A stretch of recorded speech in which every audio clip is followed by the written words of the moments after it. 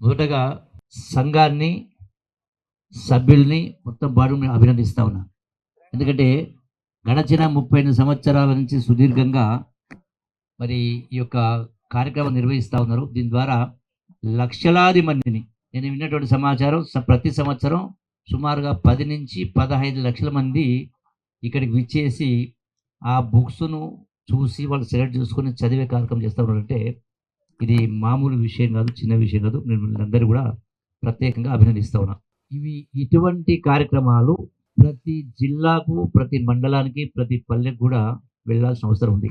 ఎందుకంటే ఈరోజు సాంకేతిక పరిజ్ఞానం ఎంత పెరిగినా, ఎంత డిజిటల్ మీకు సోషల్ మీడియా వచ్చినా, ఫేస్‌బుక్ వచ్చినా, రకరకాల ఎన్నొచ్చినా కూడా ఒకటి simple they have to correct మా పెద్దలు కోదండరామ్ గారు అందరూ కరెక్ట్ చేయాలా.